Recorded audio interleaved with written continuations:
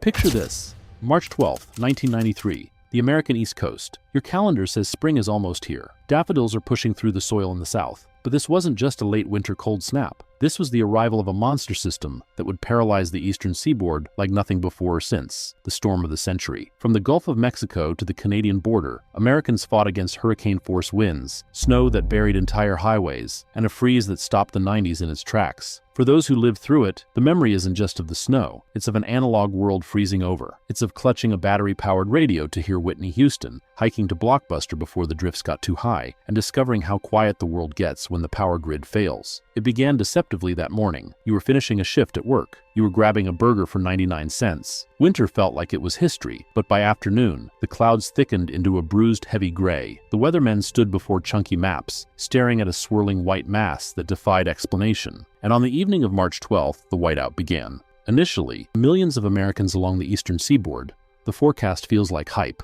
A storm?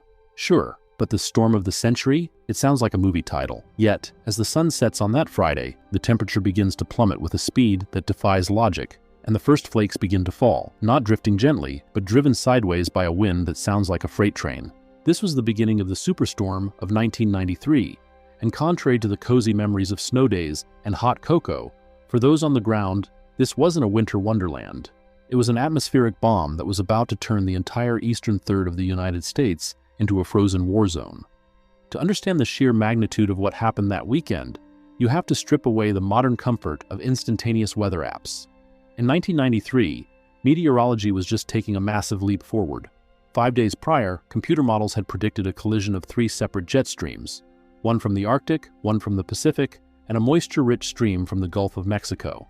The National Weather Service saw the monster forming and issued severe warnings days in advance, a feat of science that undoubtedly saved thousands of lives. But hearing a warning and comprehending the reality of a white hurricane are two very different things. As Friday night bled into Saturday morning, the atmospheric pressure dropped so low it rivaled a Category 3 hurricane. This wasn't just a blizzard, it was a cyclonic engine of destruction stretching from Honduras to Canada. And the first victims weren't the hardened northerners in Boston or Buffalo. It was the American South. Imagine waking up in Birmingham, Alabama, or Chattanooga, Tennessee. These are places where a dusting of snow shuts down schools and sends residents into a frenzy for bread and milk. But on the morning of March 13th, residents opened their doors to find 12, 16, even 20 inches of snow. The world had turned upside down. The sensory shock was absolute. The smell of pine needles and damp earth was replaced by the stinging metallic scent of ozone and ice. The familiar humidity of the South was sucked into a vacuum of bone-dry, freezing air. In Alabama, where snowplows were virtually non-existent, the infrastructure simply collapsed. The interstate highways, usually roaring with the sound of commerce and V8 engines, fell into an eerie, muffled silence. Thousands of motorists were stranded on I-75 and I-59. Without cell phones, which were still bulky luxury items for the wealthy, these drivers were cut off from the world. They sat in their cars, engines idling to keep the heaters running, watching the fuel gauge drop as the snow piled up over their hoods. The storm didn't just bring snow, it brought wind. In the Florida Panhandle, the storm of the century manifested as a violent surge of tornadoes and gale-force winds that tossed boats onto highways and stripped roofs off houses. But as the moisture surged north and hit the Arctic air, it turned into heavy, wet, concrete-like snow. In the Great Smoky Mountains, the situation turned from inconvenient to deadly in a matter of hours. Hikers and campers who had headed into the mountains for an early spring weekend were caught completely off guard.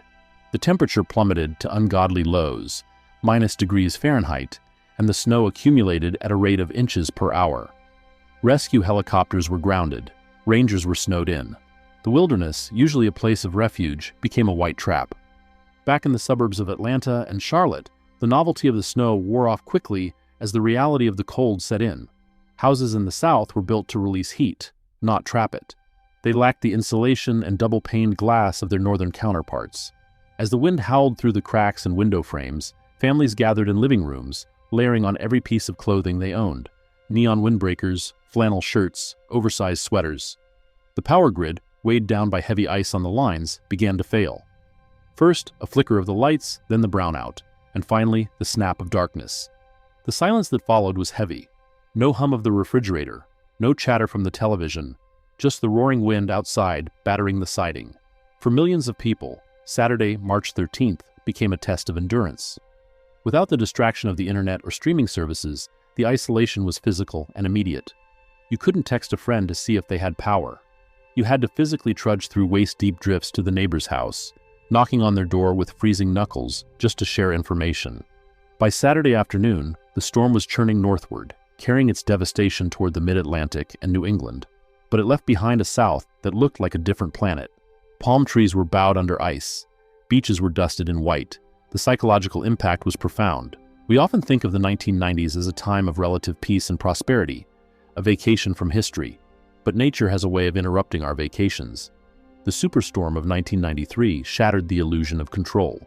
It reminded a generation raised on the promise of technology that when the grid goes down and the roads close, we are just as small and vulnerable as our ancestors were a century before. As the sun went down on that Saturday, the storm was far from over. It was merely shifting its gaze toward the densely populated corridor of the Northeast, where millions were about to find out exactly what happens when the storm of the century meets the city that never sleeps. By the time the storm center ground its way up the eastern seaboard, colliding with the cold air dammed against the Appalachian mountains, it had mutated into something that barely resembled a winter storm. It was a white monster with the barometric pressure of a Category 3 hurricane. In the mid-Atlantic and New England, the night of Saturday, March 13th, wasn't just a weather event, it was a siege. For those hunkered down in the row homes of Philadelphia, the brownstones of Brooklyn, or the suburban colonials of Long Island, the sound was the first thing that signaled the shift. Snow usually dampens sound, creating a hush. But this snow came with a roar. The wind screamed through the eaves, rattling aluminum storm windows and whistling down chimneys.